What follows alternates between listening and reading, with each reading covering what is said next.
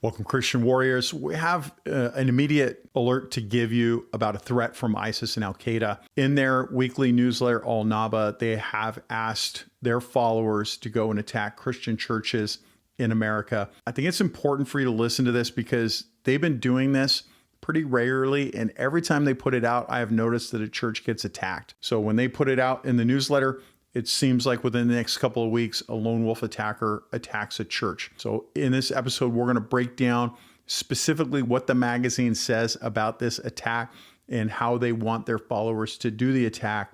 And then we're going to talk, as always, about what your church can do to protect itself from an attack like this. If you want current intelligence and free training, it's my gift to you as a fellow follower of Christ. Head over to christianwarriortraining.com, hit the training tab. You can take the training and get a certificate. Look, even if you're not a follower of Christ, it's okay. You can take the training. You can stick around and listen to what I have to say. It's still going to help you. Synagogues and others, you may want to listen in, hear what's going on because they're including you. All right, so this is all coming from a publication called Al-Naba.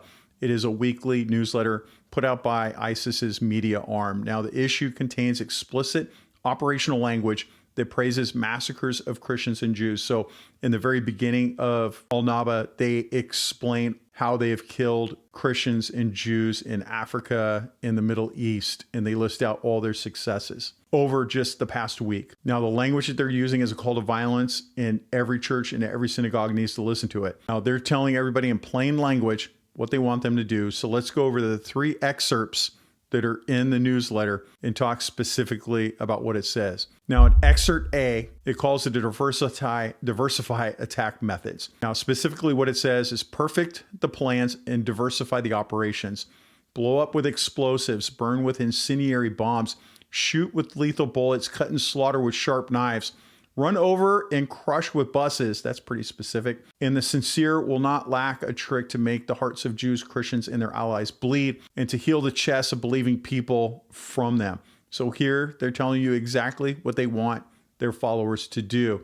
Now in excerpt B, it has geographic targeting and their justification for why they want people to do this. Oh, the zealous lions of caliphate, go forth and hunt your prey, the Jews, the Christians, and their allies, in the streets and the roads of precious America, Europe, and the world. Break into their homes, kill them, punish them by any means you can. Remember, you are the hand of the Islamic State today. Strike at the heart of the infidels and avenging Muslims in Palestine, Iraq, Syria, and all Muslim lands. Here, they're telling where they want you to attack America. And we do have European followers. They want you to attack there too. And their justification, of course, is Palestine and all of the other stuff that we keep hearing over and over and over again. Now, excerpt C is an exhortation towards gatherings. Now, it says, strike the gatherings of the Christians and the Jews, especially where they gather in churches, synagogues, and public events, and make their assemblies unsafe for them. So there's again, this is another call. This is the first time I've heard this call in a couple of months. The prior times they've done this, there has been an attack on a synagogue or a church in the preceding weeks after that. So I do expect, I pray that I'm wrong, but I do expect that something is going to happen in the next couple of weeks. We just don't know where it's going to be. Now, we don't want you to turn your church into a bunker. We just want you to use some common sense approaches. The first one, of course, is to have a safety team. But let's get into some of the other things that we can do. The first is to increase security at all entrances, including main doors and secondary access points. To be clear, you should not have an open door at your church without an armed guard there. Now, look, if you can't have an armed guard there, then have somebody there. You shouldn't have an entrance or door open that nobody is covering. And I'm not talking about with a camera. I'm talking about somebody there. So if somebody walks in with a gun, we can tackle them right away and stop the killing. If you go back for members only over at christianwarriortraining.com, I've got a video of the New Zealand attack, and you can see specifically what people could have done in the attack. It's a first-person view of this guy slaughtering 40 people. And it's horrible to watch, but it's a good lesson. And you can see multiple times where somebody could have stopped that man from shooting him.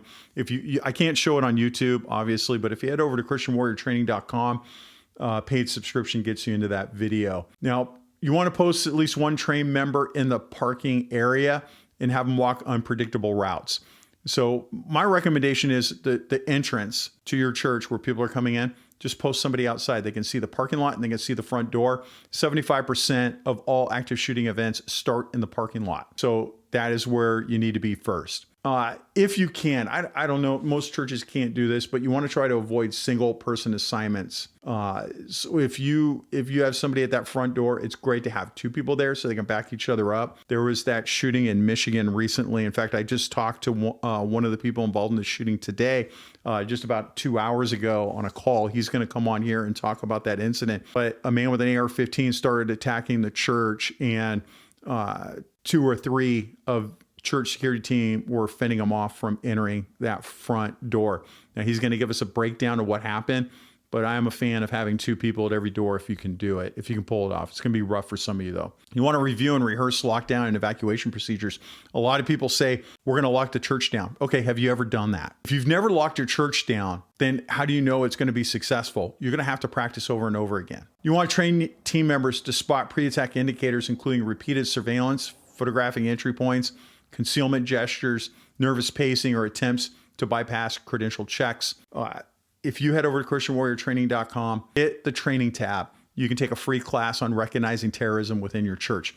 It's a free class, gift from me to you as a fellow follower of Christ. You can take that, have your whole team take it, so you guys all know what to look for. You'll get a certificate of training when you're done. You want to check exterior lighting and CCT coverage and make sure everything looks good to go. You want to make sure all your blind spots are covered with cameras. You do want to prepare a short, calm message to your congregation that there has been a threat by ISIS and Al-Qaeda to attack churches in America. You can water it down if you want, but you should let them know that the threat is out there, that you have a safety team. It's okay to let people know you have a safety team. I don't know why safety teams want to be secret, but let them know you have a safety team and they're there for their protection so you can come worship in peace and talk about how important it is for them to still come to church, but to be vigilant, to pay attention, to use good situational awareness, and to report anything out of the ordinary. All right, so I trust, now let's talk about pastoral and scriptural guidance. Now, I trust that the Lord is going to protect me, but the Lord has also given me a lot of training, and he's given me this platform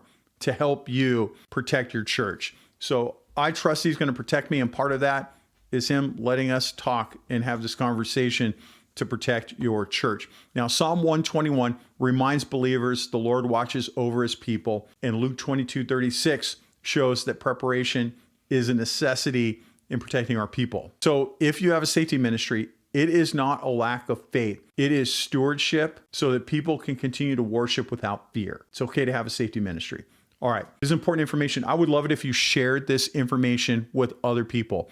I want you to share it with every God-fearing person that you know so that they can hear what the threats are and just be up to date on what's going on.